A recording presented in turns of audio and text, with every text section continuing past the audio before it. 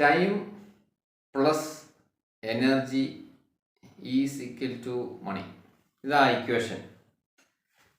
ഈ പണം എന്താണെന്ന് അറിഞ്ഞില്ലെങ്കിൽ നമുക്ക് പണം നമ്മളിലേക്ക് വരത്തില്ല.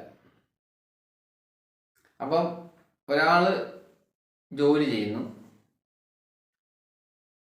അപ്പം ഈ സംഭവിക്കുന്നതെന്ന് വെച്ചാൽ സമയമാണ് അയാളെ കൊടുക്കുന്നത്.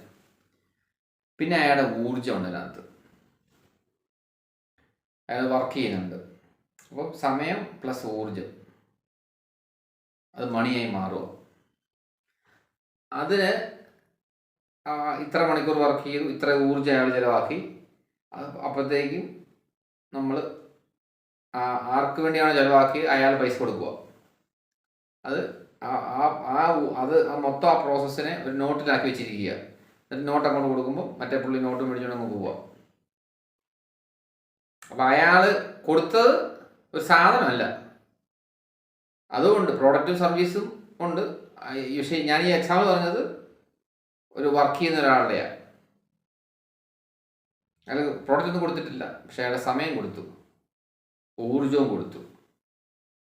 Time plus energy is equal to money. അയാൾക്ക് മണി കിട്ടി.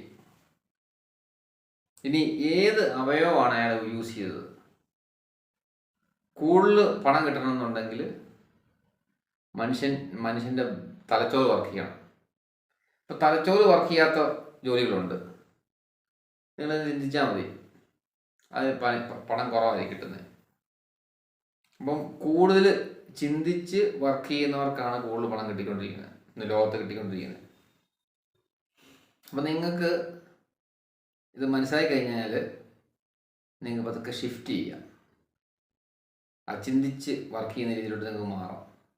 ഇനി നിങ്ങൾക്ക് അറിയാൻ മേലെങ്കിൽ എങ്ങനെയാണ് അത് ചെയ്യാമെന്നുള്ളത് വലിയ ഒരു ഐഡിയ ഇല്ലെന്നുണ്ടെങ്കിൽ എൻ്റെ ട്രെയിനിങ്സ് അതിനുണ്ട്, പറഞ്ഞു കൊടുക്കും എങ്ങനെയാണത് ചെയ്യേണ്ടതെന്നുള്ളത്. അപ്പോൾ ഈ വീഡിയോ അതിന് വേണ്ടിയാണ്. കേട്ട് കഴിയുമ്പോൾ നിങ്ങൾക്ക് ഒരാശയം കിട്ടാൻ വേണ്ടിയാണ് ബേസിക്കലി. പക്ഷെ നിങ്ങൾക്ക് തന്നെ പറ്റുന്നില്ല. അതിനാണ് ട്രെയിനേഴ്സ് ഉള്ളത്.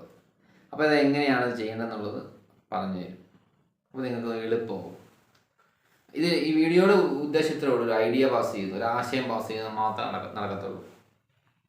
ചിലർക്കിത് മതി, ആ ആശയം കിട്ടിയാൽ അവർ ബാക്കി കാര്യങ്ങൾ ചെയ്തോളും. ചിലർക്കത് പോരാ, അവർക്കാണ് ട്രെയിനിങ് വേണ്ടത്. Okay, by.